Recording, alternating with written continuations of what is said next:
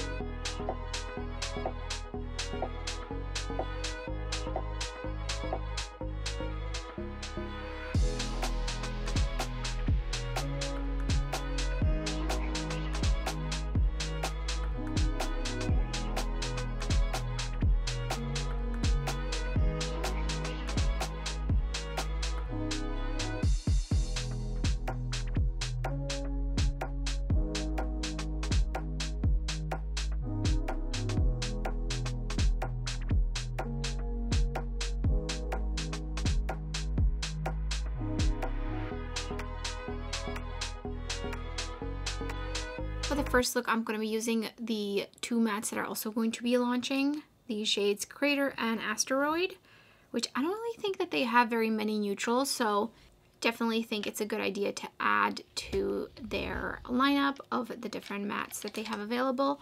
So I'm just gonna, I mean, this is pretty light, so I don't know if there's even, it actually has a little bit of sparkles in it, which is very interesting. So I picked up Crater and I'm just popping that into the crease, which will essentially set it because it's almost my skin color. There seems to be just a tiny bit of sparkles throughout it, and there's quite a bit of kick up. Oh my goodness. And then I'm gonna go into Asteroid, pretty much a little less kick up maybe, and I'm just gonna pop that into the outer corner and a little bit underneath my lower lash line as well. Just wanna deepen out this outer corner a tad.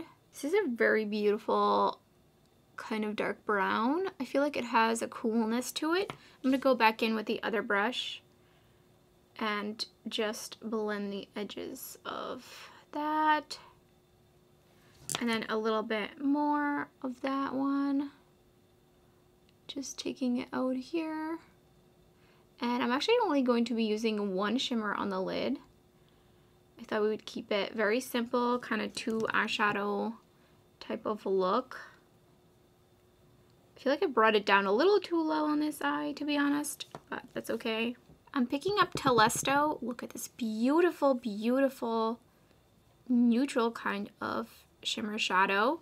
And this is what it looks like picked up on the dry brush. This is the Rephr Mini 01. And I'm just going to very lightly mist it just to help hopefully prevent too much fallout. Oh yes. That is so pretty, and it's perfect for these 2 mattes. I do still have a little bit of fallout, but for sure not as much as it could have been. So I'm just gonna brush that off. And on the cheeks, I do have the Terra Moons highlighter in Luminescence. Here's the first finished look.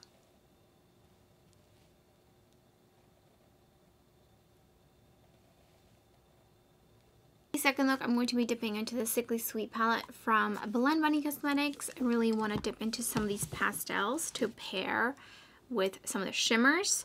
So I'm going to be using the shade Cassiopeia and Counting the Cosmos, which are both very, let's see if I can hold both of them up. Both very, very pastel-like. I haven't even swatched them yet, so hopefully they don't end up looking totally different. So I think this one is pretty like bluish purple.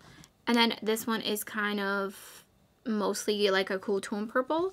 So I'm going to take Frills and Thrills, and I'm going to pop that onto the inner part of my lid, and then slowly blend it up, and just a little bit more. And again, just blending it. I'm only going to keep this about halfway. And then I'm wiping off my brush, and on the outer portion, I'm going to go in with Pout. Look at that. So fun. So colorful. I'm going to bring it just a little bit underneath my lower lash line. And that's going to be the extent of the mattes, I think. I'm just going to go back in with a little bit of Frills and Thrills, just like right in the center where they're meeting. Cassiopeia, and I just misted my brush with some water, and that's gonna go right onto the inner half of my lid. Oh, look at that. So pretty. Perfectly sheer, just like I was expecting. And then on the outer portion, I'm going in with Counting the Cosmos. Again, picking it up on the brush and then just lightly misting it. And I'm gonna pop that right onto the outer portion. I think I'm actually going to end up going in with my finger. I really want to build these up a little bit more, but this would be a great, very ethereal kind of look. So here's what that looks like picked up, and I'm just gonna press it in.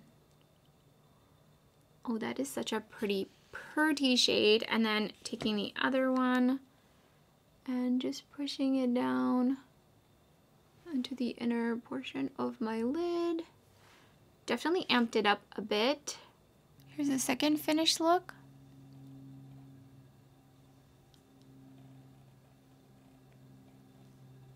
For the third look, I'm going into the Blend Money Lure palette, and I'm going to be using essentially just this column of pinks and the dark red. It's like reddish pinkish. Taking Beaute into the crease. I'm going to be using the Neon, or the UV Reactive rather, shade. So excited to try to see what it looks like on the eyes. So I'm just gonna pop this in the crease, and then I'm gonna take a smaller brush, going into Beaute, right into the crease.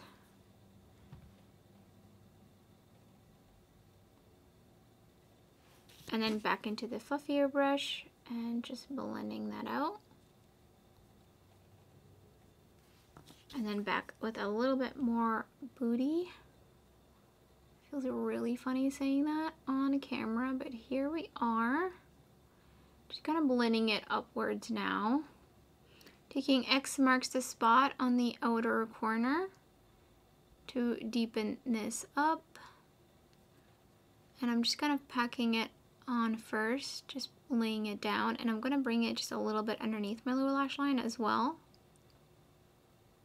And then I'm going to take the small blendy brush and a little bit of Beaute and Beaute kind of together and just blend that into the edges. I'm going to go back in with this other brush and just tap in a little bit more X marks the spot.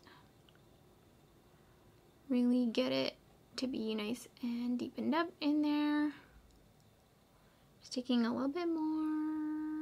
I'm going to be using Blazing Sky, which Terra Moons did say to use that one with a tacky primer.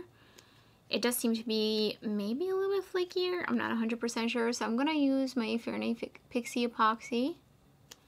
I'm just going to tap it all over the lid. Definitely a little bit on the flaky side, the way it's picking up. And I'm just going to pop that all over the lid. Oh yeah, that's applying pretty flaky. So now I see why the recommendation was made. Okay, so I'm just putting it all over, including my inner lid, and just blending it outwards.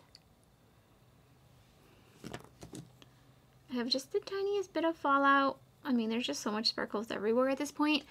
Ooh, it looks so shifty, and it's very, very shiny. So I turn off the lights so you can see how reactive to the UV it is.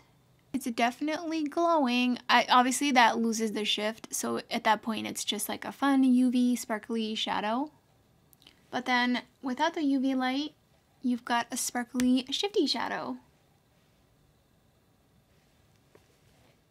I'm going to be using this Viseart palette, the Neutral Mattes Milieu, I'm totally mispronouncing that. And then I'm going to be using this shade. I'm just going to pop that all over the lid. So just like right into the crease and then also on the outer corner, and I'm just going to slowly work it around down to the lid and then also up into the crease, just blending it upwards. And that is blending so beautifully. I'm going to take it a little bit underneath my lower lash line as well. And just continuing to blend it with some setting powder on it. And I'm just going over the edges, putting down some Fairnay Pixie Epoxy all over the lid. Picked up Omega Centauri, and this is how it picked up on the brush. And I'm just going to take that all over the lid. I feel like I want to go in with my finger. I feel like I can get it a bit more foiled if I do that. Here, see, this is what it looks like with the finger. So I'm just gonna take that and layer it on top. And then I'm gonna go back into the brush I originally put it down with, and I'm just gonna take it on its edge and just blend the edges, feather the edges. That is such a pretty shade. I feel like this one could be one of those kind of neutral leaning shades you could pair with a mauve. Here's the fourth finished look.